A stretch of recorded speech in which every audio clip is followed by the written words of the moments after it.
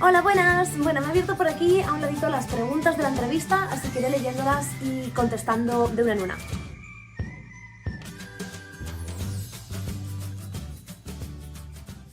Bueno, yo no sé si lo personal es universal, pero sí tengo muy claro que lo personal es político.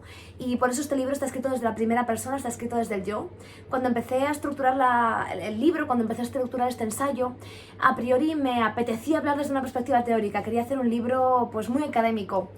Y según fui escribiendo, según empecé con los primeros capítulos, me di cuenta de que realmente al lector, a la lectora, lo apelas desde la empatía, desde la experiencia personal, y fue ahí cuando hablé con mi editora y decidimos hacer un libro en el cual, aparte de hablar de teoría feminista y de teoría de género, también hablase desde la experiencia, desde mi propia vivencia, para que lo que realmente intentaba es que el lector o la lectora coja este libro y piense, joder, yo también he estado ahí, a mí esto también me ha pasado, y así de alguna manera que la parte teórica sea más fácil de digerir, sea más fácil de comprender, porque al final yo que leo ensayo, cuando me cojo un ensayo, al final parece que tienes que poner casi como que recordatorios para poder continuar con el libro, porque suelen ser densos, suelen ser libros que no tienen ritmo. Y en este libro lo que quería hacer era todo lo contrario, un libro que pudieses leer desde el principio hasta el final de una sentada y que realmente te enganchase.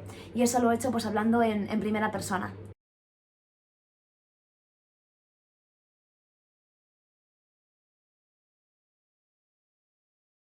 Bueno, en el título del libro yo hago referencia a algunas etiquetas que han sido históricamente relacionadas con las mujeres, ¿no? La virgen prudente, la esposa diligente, la amante pasional, y al final son todo etiquetas que han sido establecidas de fuera hacia adentro, han sido etiquetas que la sociedad nos ha impuesto.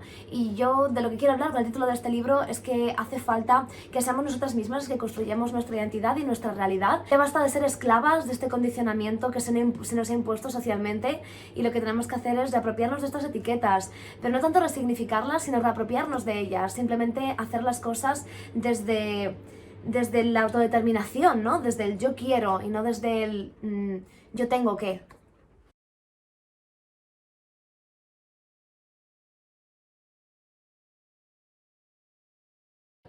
Las vivencias de las mujeres en el mundo son diversas y tremendamente individuales, pero lo que nos atraviesa a todas es el estigma, es la culpa, es la vergüenza, es el ser herederas de un sistema de opresión.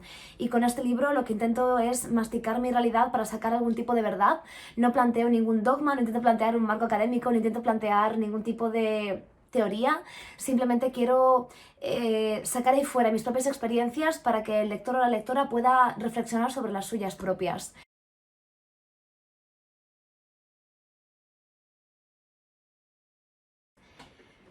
Bueno, yo siempre pienso que la diversidad de opiniones es algo positivo, siempre y cuando se haga desde la crítica constructiva. No quiero un movimiento uniforme, el feminismo no ha sido un movimiento homogéneo y yo no aspiro a que lo sea, pero sí que me gustaría que los diálogos que se establecen dentro del movimiento sean siempre establecidos desde la empatía y la asertividad, que no caigamos en discursos de odio ni en totalitarismos, en la idea de que o estás a favor de lo que yo digo o estás en contra de mí o en contra del feminismo. Me parece que con ese tipo de paradigmas al final lo que conseguimos es un totalitarismo absoluto, un despotismo en el cual no hay cabida para el pensamiento crítico. Y yo estoy muy a favor del pensamiento crítico y estoy muy a favor de que se cuestionen las cosas siempre y cuando se haga desde el respeto.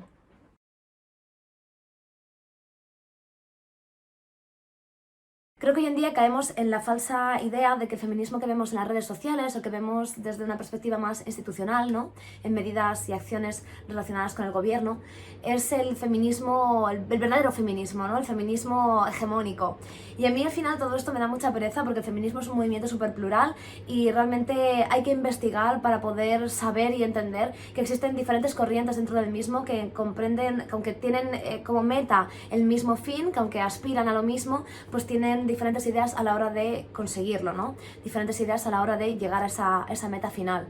Y creo que en esa diversidad también hay una lección importante sobre empatía y asertividad y sobre comprender que muchas veces para llegar a una misma meta las personas toman diferentes acciones, diferentes trayectos. Así que lo que creo que hay que hacer es informarse y comprender que ese feminismo que vemos en las instituciones y que vemos en los lugares más mainstream, pues no es el único que existe.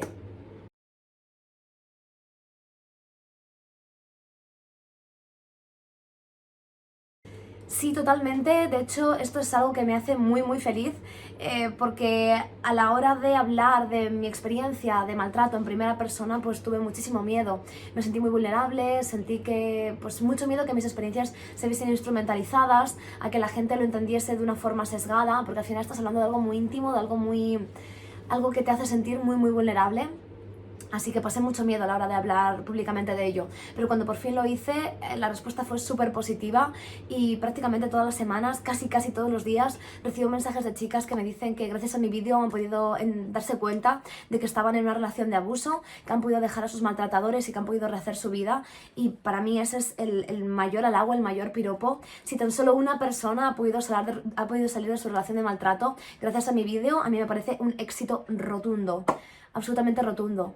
Y también otro resultado totalmente inesperado de haber hecho pública esta experiencia es que ese miedo que tenía, ese pavor que tenía a mi maltratador, se ha disipado. El hecho de hacerlo público de alguna manera me ha dado el poder a mí y me ha hecho sentirme mucho más fuerte en situaciones en las que en aquel momento no tenía ningún control.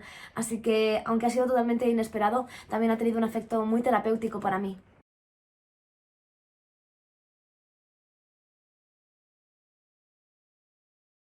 No sé si se hace suficiente o no, porque es un concepto un poco abstracto. Lo que sí tengo claro es que todavía existe muy poca educación sexual y esto es algo que tenemos que cambiar. Hoy en día los niños y los adolescentes no reciben ningún tipo de educación sexoafectiva, ni en sus familias ni en el colegio.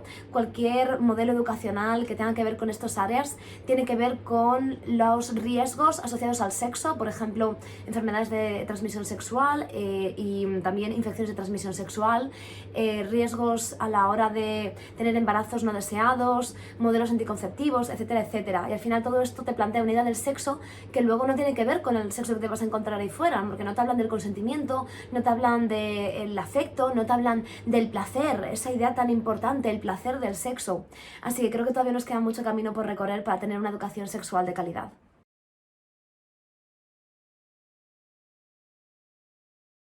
Bueno, no sé si se conoce mucho o poco y realmente no me importa porque para mí es algo muy íntimo, es algo que tiene que ver con mi vida privada y que he decidido mostrar públicamente con mis seguidores más cercanos, la gente que me sigue desde hace años o la gente que me sigue ahí más en el día a día, conoce perfectamente toda mi carrera en el mundo del arte, toda mi labor dentro del área de la fotografía. Y me gusta que sea así, que se quede como en un safe space. Al final, cuando promocionas algo a una gran audiencia, también tienes detractores. Y la verdad es que como este es un ámbito que tampoco estoy intentando profesionalizar, al menos en este momento de mi vida, pues me gusta mantenerlo así en el terreno íntimo.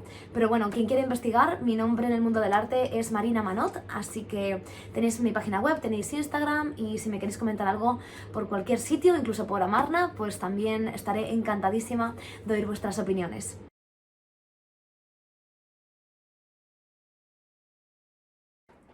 Yo también estoy súper contenta con ser la presentadora de Este es el Mood. Además, también tengo un podcast de feminismo que se llama Con Voz de Mujer. Y la verdad es que estos dos proyectos han sido, pues, una parte muy importante de mi 2020. Y uno de los motivos por los cuales no me he vuelto loca durante la pandemia. Me encanta comunicar, me encanta hacer de altavoz para esos aspectos de la vida que me resultan interesantes, como la inteligencia emocional, como la educación sexoafectiva, como modelos relacionales alternativos.